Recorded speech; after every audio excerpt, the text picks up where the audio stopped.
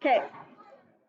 Okay. 5, 4, 3, 2, 1. What is the symbol? What is the symbol? What is the symbol used to separate the reactants from the products? An arrow. Yay. When we write and, what do we write? Plus. To accurately represent the number of particles taking part in a reaction, we write numbers in front of the molecules. What are these numbers called? Coefficients, yes. Is the number of molecules conserved from side to side? In other words, does the number of molecules always remain the same before and after the reaction? No, because you can have bigger molecules forming from smaller molecules and you'll end up with less molecules, okay? So no, the number of molecules does not stay the same. Does the number of atoms stay the same before and after the reaction? Yes. Is the number of atoms of each type conserved? Does atoms of each type stay the same from one side to another? Yes. Do you guys know what the law of conservation of mass is? Yeah, mass is neither created nor destroyed in a chemical reaction.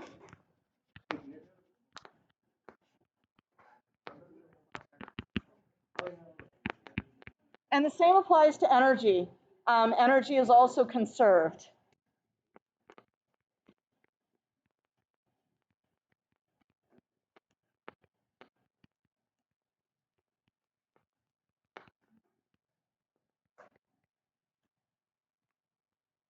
Rxn is reaction.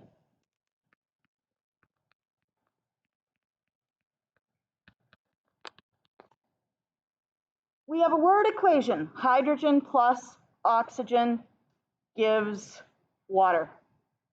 We can write it as a formula equation where we write the formulas instead. H2 plus O2 gives H2O. We start with, if we just had this, we start with 2 hydrogens, yes? And we start with 2 oxygens, but we finish with 2 hydrogens and only 1 oxygen atom. Can we fix it by doing that? No. Okay, so never do that. What do you have to do instead? You have to use your coefficients, okay? So no. How can we fix it? Use coefficients. Okay. So if we put a 2 in front here, now we have 2 oxygen atoms, but what's causing us a problem now?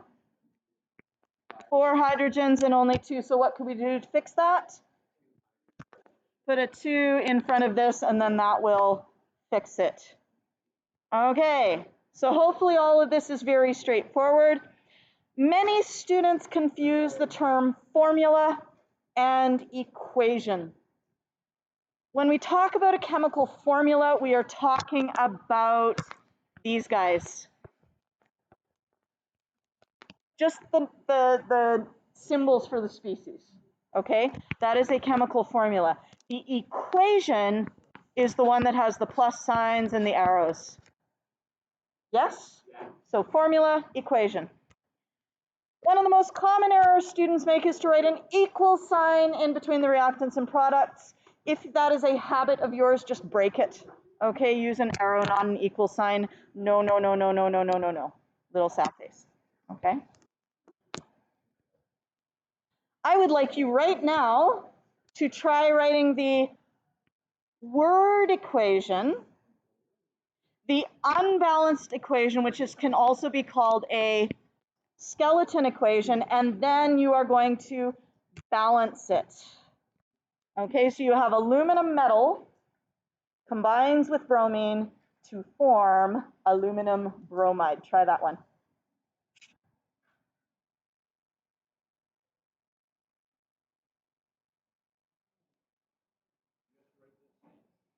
You know what? If you can put the states in, that would be great.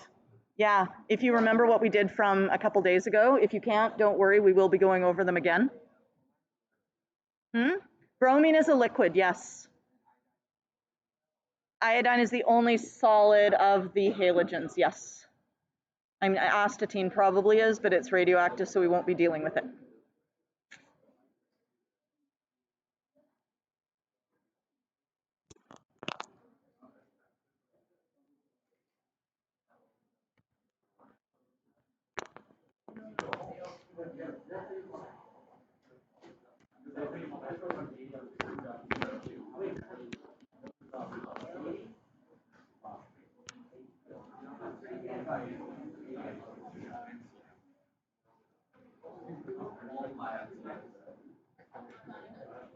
What don't you remember? How to write the fancy L, just like this. That's an L. Or you can just write L, right? Like, I don't care. I always write my L's as like a script L just because it distinguishes it from the letter 1 and from the letter I. But you don't have to. Nobody says you have to.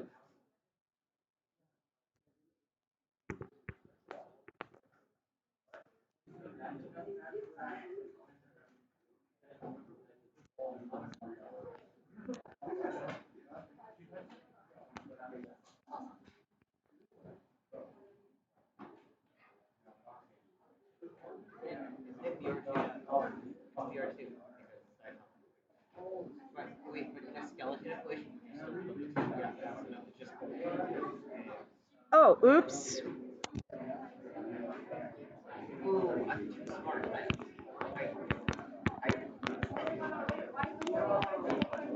Because I wrote it wrong. I'm erasing it. Here, watch me go. I'm like, whoops.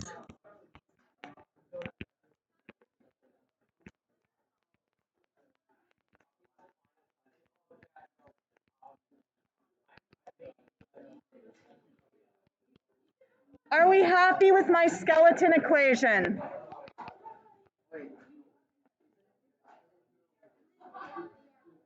Are you happy with my skeleton equation? No, what's wrong with it? Br2 and Br3. Excellent. If you ever have any difficulty balancing, one of the things to remember is that if you have a 2 and a 3, go with the lowest common multiple of those two. You probably won't have problems with this one, but just like later on, right? You can be like, oh, I've got a 3 and a 2, and it's in this more complex thing than what you're looking at right now. 3 and a 2 can become 6. So you can say, I need 3 of these to have 6 bromines. And I need 2 of these to have 6 bromines.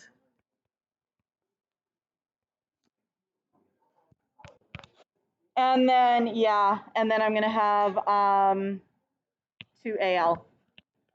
And what would our states be? Aluminum would be a solid. All metals are solids except mercury. Bromine is a liquid because it's actually one of the only 2 liquids. Mercury and bromine are the only 2 liquid elements at room temperature. And we have a salt here. We have an ionic compound. Ionic compounds, unless it is in solution, it is solid. Mercury, yeah. You guys don't have pennies anymore, but pennies don't melt in your hands, so. Okay. You guys want to try the first, 5 here? Okay, do the first 5.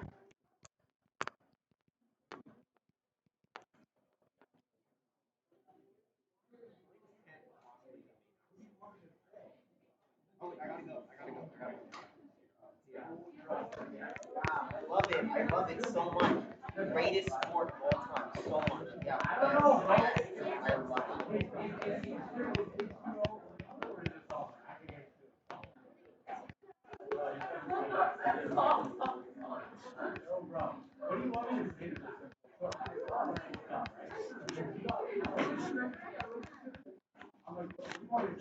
There's one state that we didn't talk about yet.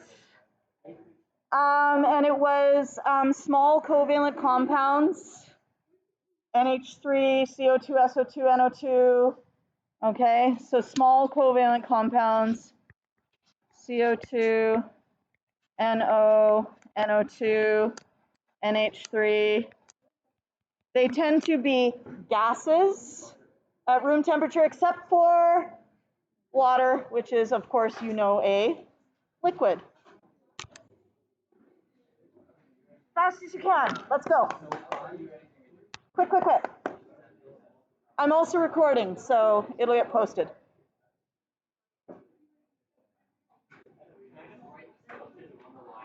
You can just write the skeleton on the line and then balance it. Yes.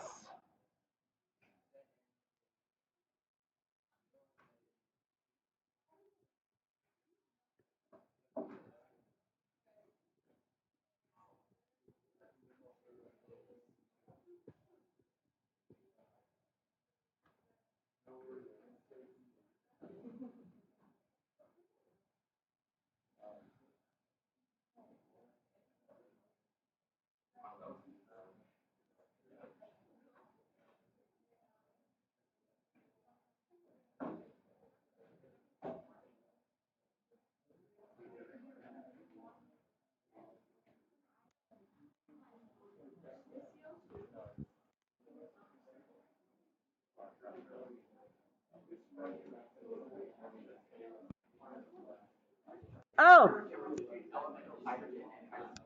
nope. I forgot something. Sulfur, unless you're told otherwise, is S8. And phosphorus is P4. I'm so sorry.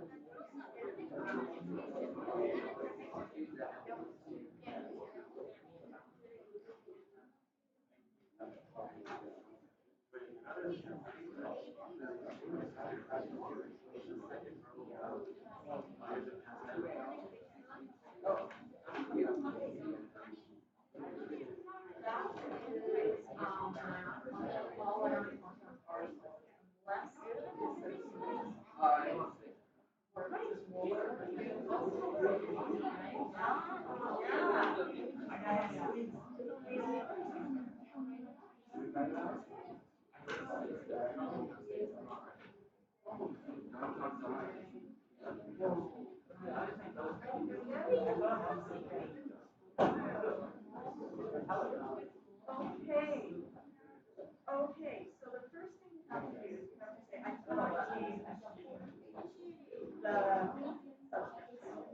You say count, so specify. Okay.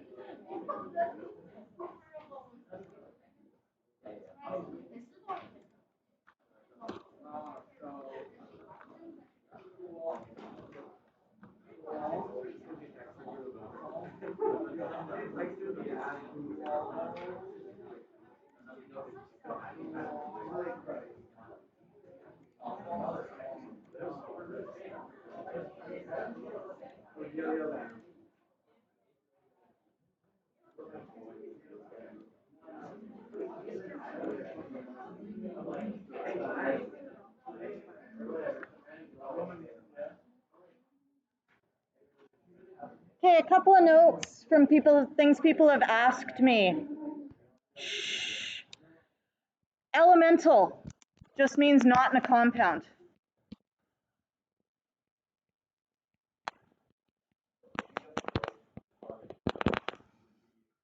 You would assume it's elemental carbon, yeah.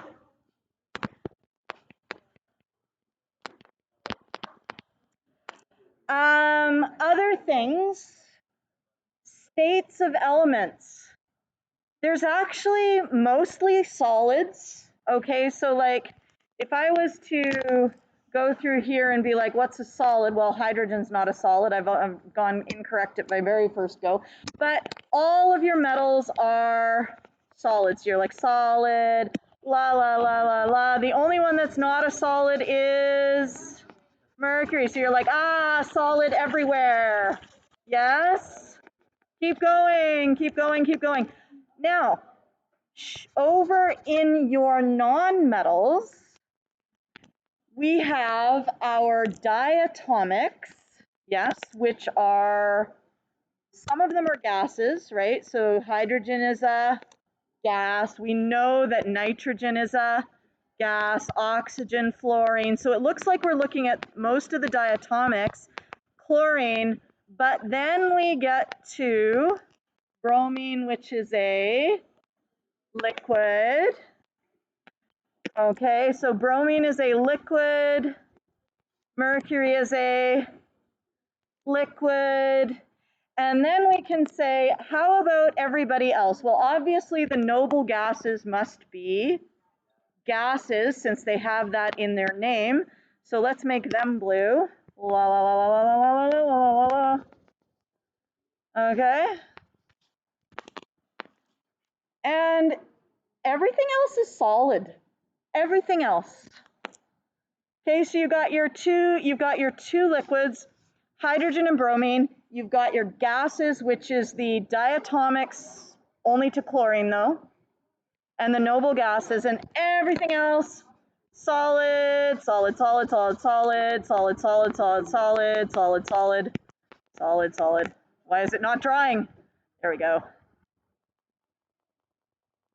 Okay. If you would like a blank periodic table at some point on which to do this, I can get you one. Yes.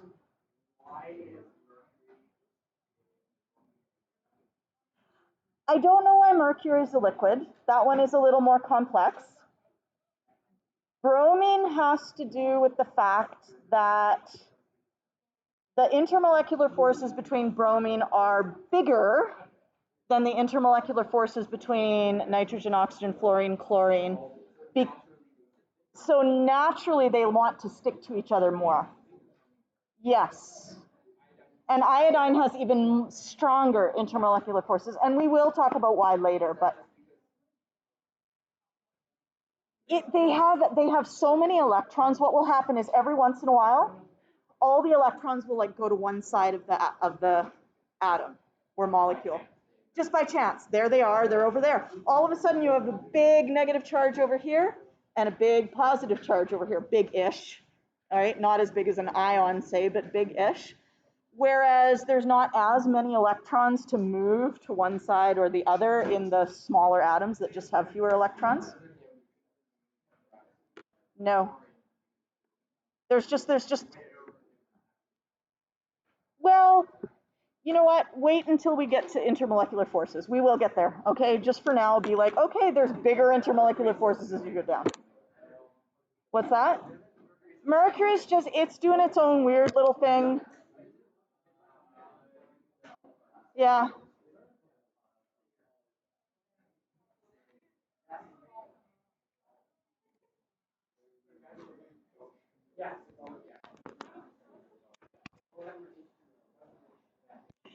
Okay. One last thing that people were asking me about. Hydrogen monochloride. They said, oh, is hydrogen monochloride not hydrochloric acid? And hydrogen monochloride is what we call it when it is gaseous, because in order to be an acid, that hydrogen ion has to dissociate. Yes? So in solution,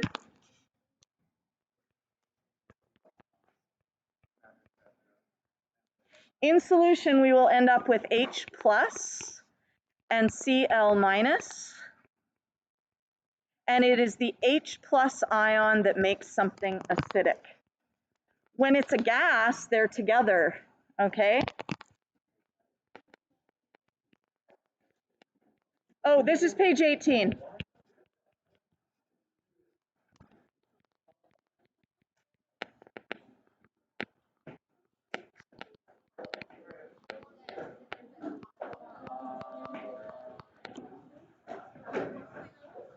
Yes?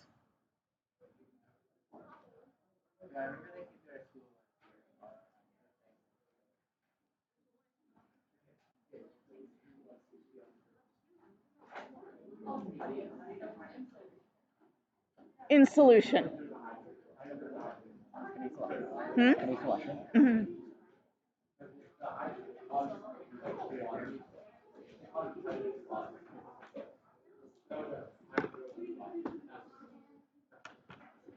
What's up?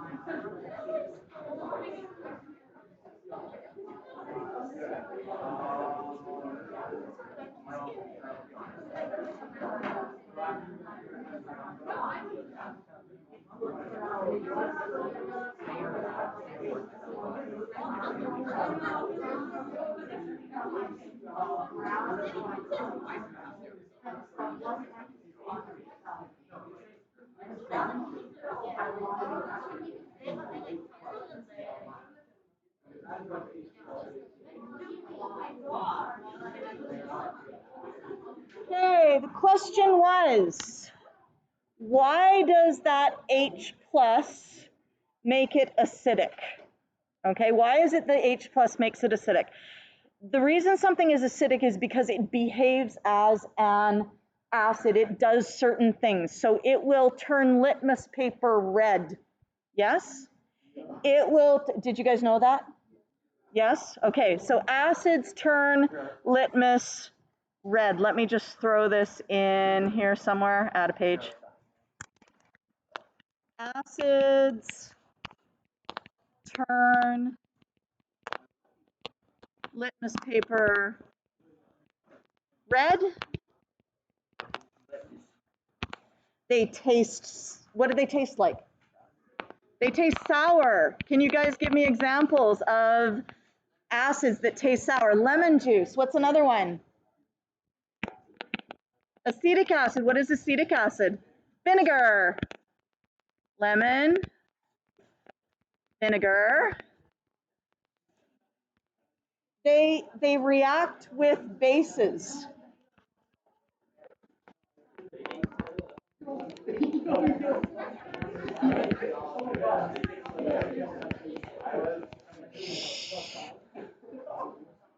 When an acid reacts with a base, what do you get? Water.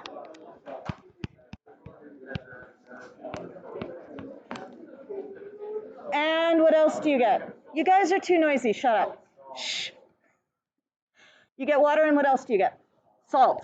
Okay. This is actually really relevant to this unit because you will be doing neutralizations, yes? Okay. Hmm?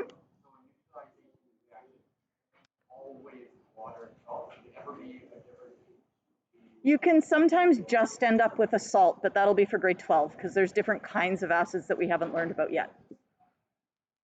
Just let it go, okay? No, it is, I appreciate that. I just, like, sometimes you don't want the answer. Do you know what I mean? Yeah. Because we need to do a whole nother way of looking at acids in order to do that, okay? Yeah. They also react with metal to produce hydrogen gas.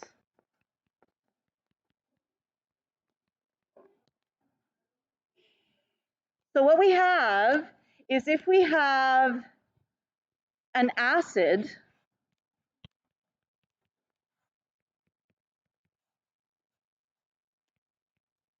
hydrochloric acid, for example, and I'm going to write the ions as separate.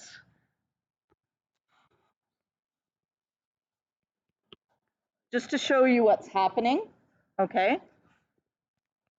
Plus a base. Can you guys give me an example of a base? NaOH. So we're going to have, and this is going to be in solution, everything's going to be aqueous, okay? Aqueous, aqueous, aqueous, OH, aqueous.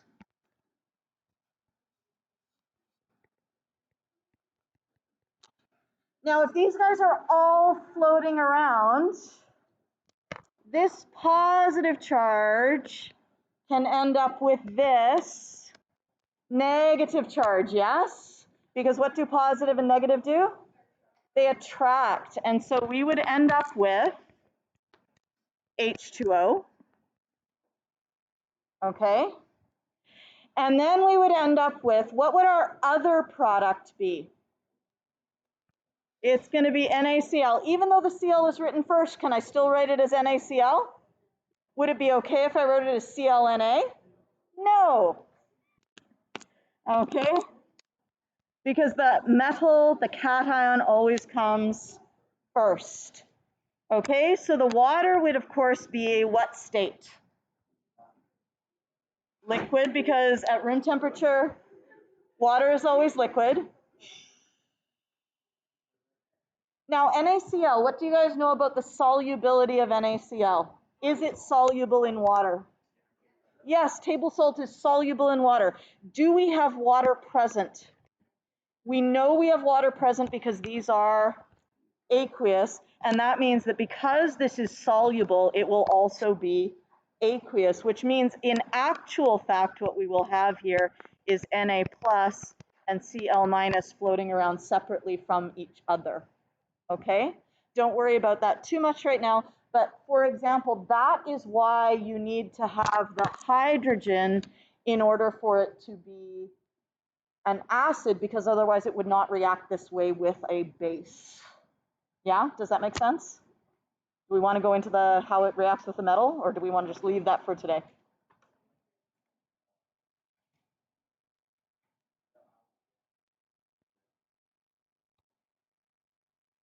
Yeah, so what would happen is if you have the reaction of an acid with metal, you would have, again, let's say we have H plus and Cl minus, and let's say we're reacting it with magnesium. Oh, okay. I was going to say zinc, but then I said magnesium. It must be like a wavelength thing. Okay, what state are the, if it's an acid, what state are the H and the Cl? They're aqueous, okay? Yes, but we're going to talk about that in grade 12, okay?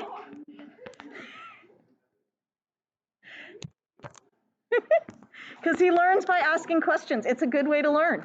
It's fine, it's fine. Now, what's going to happen here is that I'm going to write it like this, and I'm going to ask you, do you recognize this type of reaction where you have a compound and an element? That is a single replacement. And who will do the replacing? The magnesium is going to replace the hydrogen because they both become positive ions. Right now, what is the charge of magnesium? Right now, it's on its own, its charge is nothing. It's not in a compound. Any element on its own has zero charge. Huh? Right? Because if you have magnesium, how many protons in magnesium? Magnesium atom has how many protons? Go look on your periodic table. How many protons? 12. How many electrons? So what's its overall charge? 0.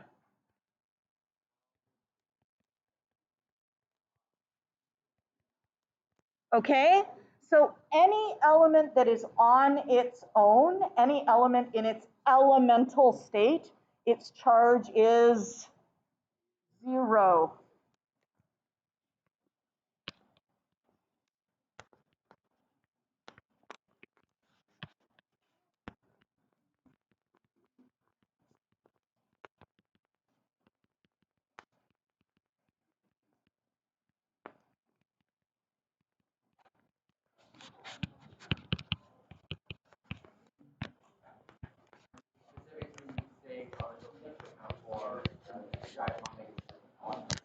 Yeah, it's all the diatomics, all the atoms, everything.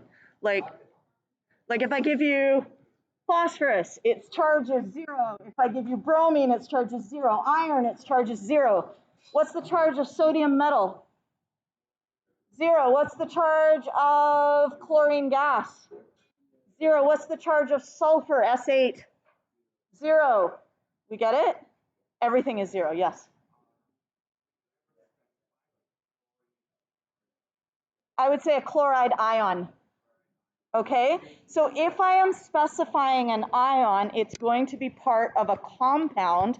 Just like here, we have a compound that is made of hydrogen ions and chloride ions. That's not elemental hydrogen and elemental chloride. That is hydrochloric acid. It's the ions have been separated in solution, but it's still a compound, okay? So magnesium is on its own, its charge is 0. Magnesium is going to replace the hydrogen. What charge will magnesium be in the compound? It's going to be 2 plus, yes? So we're going to have magnesium, I'm just going to write this up here, which is 2 plus. What's the charge of chloride in the compound? Cl minus. So what is the formula going to be when magnesium replaces hydrogen? It's going to be MgCl2, okay? And if I told you that MgCl2 is soluble in water, what state would it be? Aqueous, because we know that we have water present already. That was supposed to be a highlight, not a scribble, sorry. Okay, so we know we have water present. MgCl2 is soluble. So, what's left over? H. And now H is by itself, it's in its elemental state, yes? So what is its charge? 0, and it should be H2. And what state is that? That is a gas. Now, what has happened with our electrons there? We've actually had, we would have to have 2 of these, right, to balance it out. The 2 hydrogens, right, we would need to have 2 of these, right? And we would actually end up with Mg2 plus 2Cl minus plus H2 gas. Yes? Do you see how we went from having the hydrogen, which has a positive charge, to hydrogen having a 0 charge? We went from magnesium, which has a 0 charge, to magnesium, which has a 2 plus charge. 2 electrons have transferred from the magnesium to the hydrogen in order to make that charge work. And that is how that works. Did that make sense? So we would have 2 electrons. We'll go into this in way more detail again in grade 12, but that's how that works. Yes?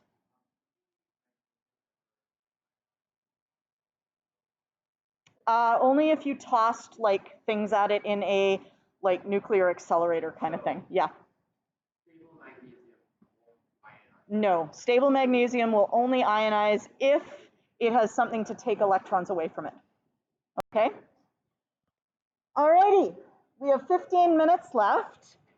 I think for homework, what I would like you to do is I would like you to watch Tyler on pages 20. Do pages 20 to 24. But we're not going to do that right now. You're going to go home and do that. Just do the odd numbers. So watch the video and do the odd numbers, okay? But right now, 15 minutes. We didn't finish what? Did we not finish something? Okay. Okay. We have little groups here for you. And I have, actually, should we do this next day? Let's do this next day. Okay.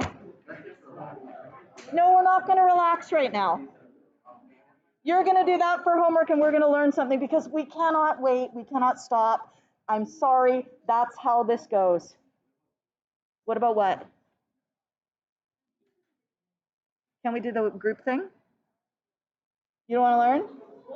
You're going to be learning in the group thing though. Oh, I know.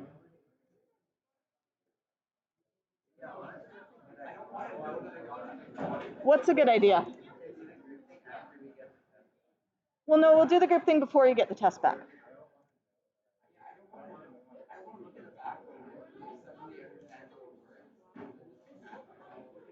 You're not going to be mad at yourself because you're going to say, I am learning now. What's important? That you know it now, or that you got a mark for it? What's actually important?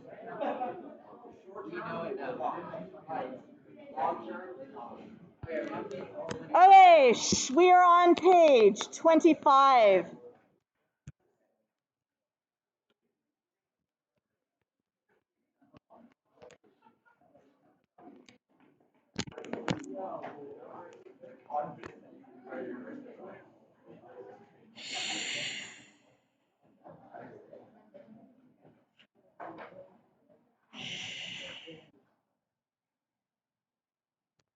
Okay, I think we've all picked this up by now, but you are always going to, when you're balancing, change the coefficients, not the subscripts. The subscripts are like locked in stone.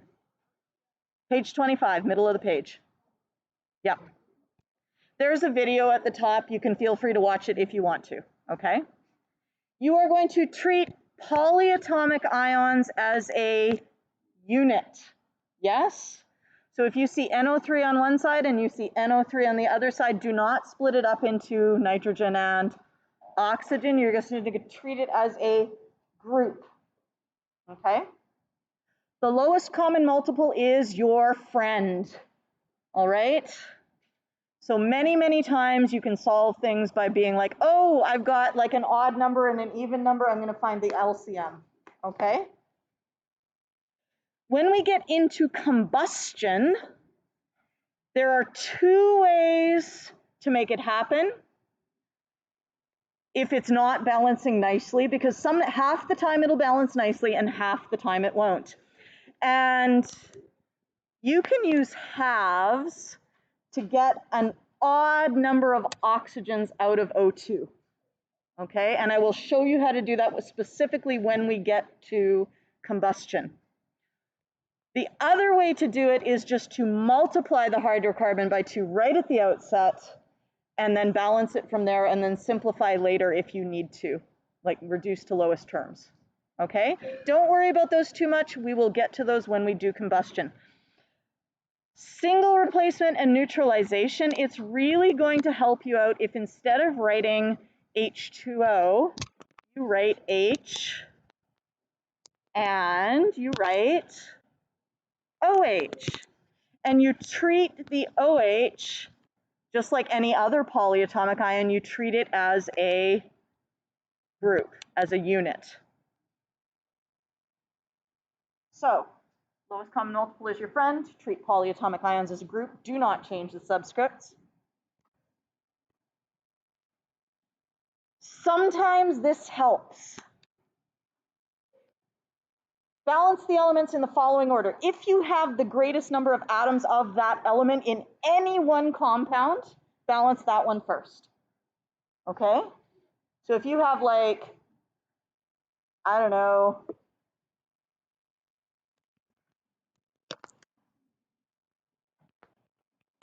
Fe2, Cl3, I don't know, that's not like, but you would go with the 3. Okay, you'd go with chlorine. That's not a good example. There are better examples that will come around later. Okay? Balance things that are not hydrogen and oxygen. Hydrogen and oxygen, it's better to leave them till later. When should you balance oxygen and hydrogen? A little bit later. okay? And then if you have a lone element, this is in its elemental state.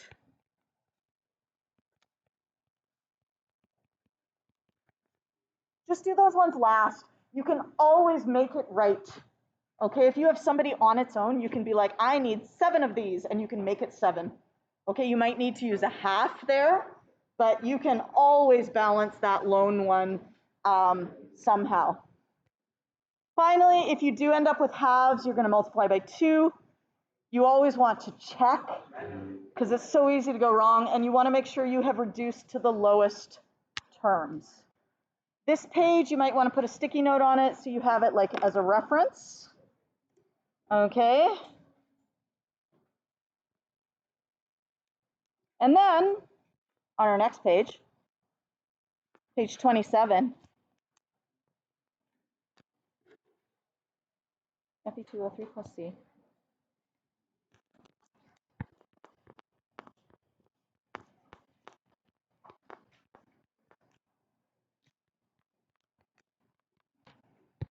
Now, you will notice that these questions take forever because I have shown each step like chunked out. Yes? I'm going to do it over here just in one go. Okay? So the first thing that you want to do is, if you are really good at it, you can do it in your head. I suggest when you first start, you start with a chart. Did you do charts last year? No? Okay. A chart can really help you keep track of things. So you have Fe on the left, and you have 2 of them. You have Fe on the right, and you have 1 of them. On the left, you have oxygen, and you have 3 of them. You have oxygen on the right, and you have 2 of them. You have carbon, you got 1 on the left, and carbon, you have 1 on the right. So remember, you probably want to balance your lone elements last, right? So leave Fe alone for now, even though it means we're balancing oxygen, which I said leave till later, but we don't actually have that many choices here, right? So all of these things are just sort of used in moderation, okay? So you're gonna say, okay, well, oxygen right now is messing me up. I have a 3 and a 2. What do you do when you have a 3 and a 2? Who's your friend? Lowest common multiple. So we're going to say I want to put coefficients in, so I end up with a 6 over here. So this is going to become a 6, and I'm going to put a 2 over here, so this becomes a 6. Now, have I changed anything else in the meantime? Yes, I have changed my iron. How many irons do I have now? 4. And how many irons on the right? Still just 1, but I also have changed something else. What else have I changed on the right? Carbon. Now I have 3. But look, I have lone elements, and because I left them till now, I can just be like, oh, I need 3 carbon, and I need 4 iron. Yes? So you just kind of keep track of them as you go through like that. Would we like to do another one? Yes? Okay. So that was all of that. I know, we spend all our time doing that. Strategy number 2. Even odd.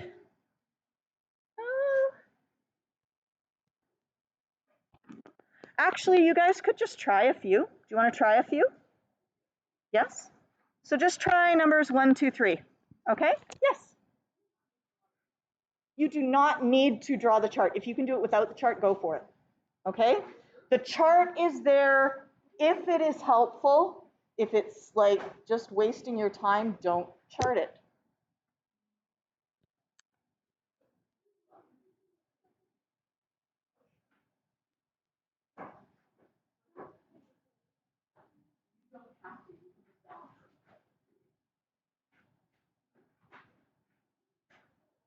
So this bit here, you do not have to do, only do it if it is helpful to you. Okay?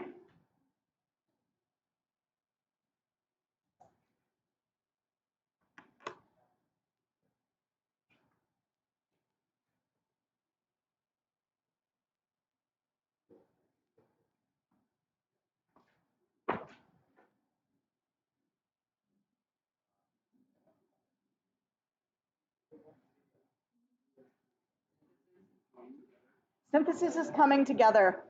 Yes. Synthesis is coming together. Decomposition is breaking apart. Kind of like fission. Yes. But then the stupid people call melting fusion, which makes no sense to me. Why would they do that? Yeah. The heat of melting is called the heat of fusion. It just makes me twitch. I'm like, why? Why?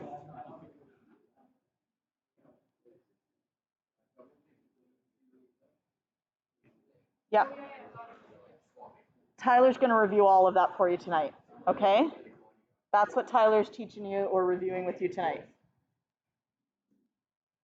Yes.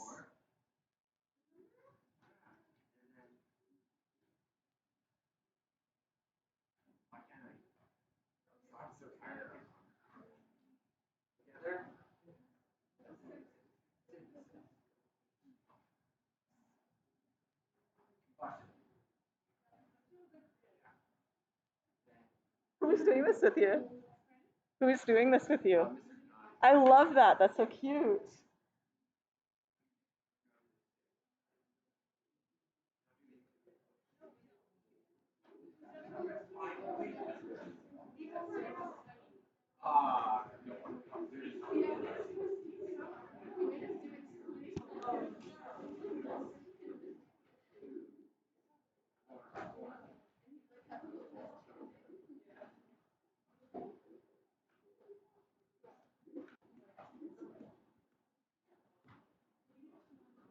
Mr. Donani speaks very highly of you guys. He just would come in and he'd be like, oh my gosh, my tenor English class is just so awesome. So he said that last year. He's like, it's just so nice. They just understand things and they're so engaged. Yeah. Oh.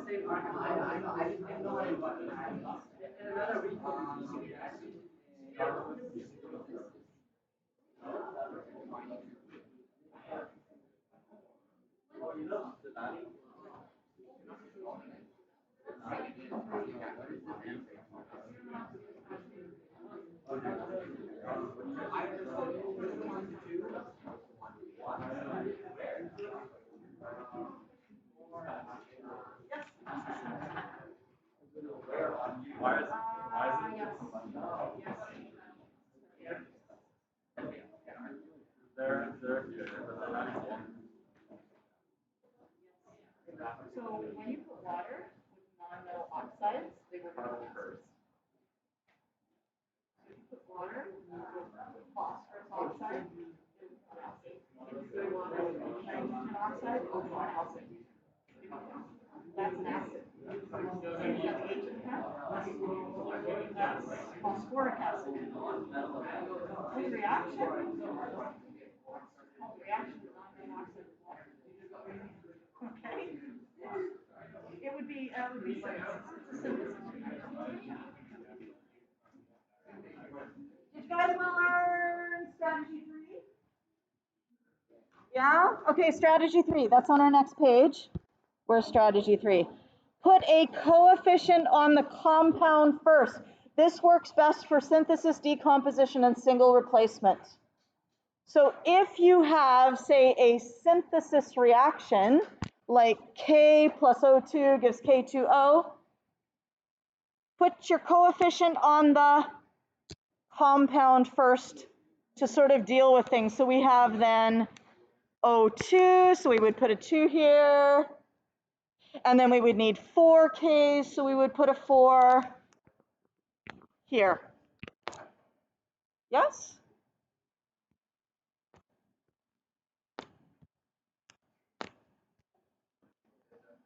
And you can just look at them. You can just be like, okay, you know. I mean, that's it for there. So you can do those 3. And then you can go home and do Tyler. Hey, 6.2a. Homework is 6.2a.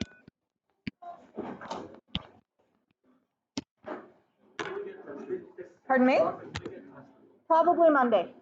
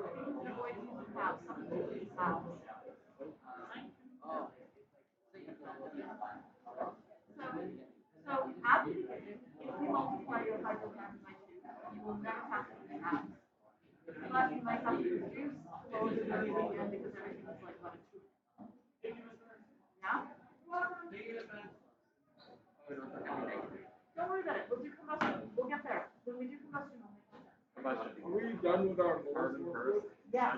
Okay, so we can just keep that.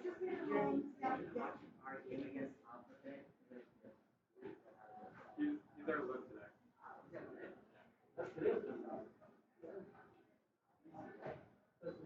Okay, I think polls would be good. Yeah.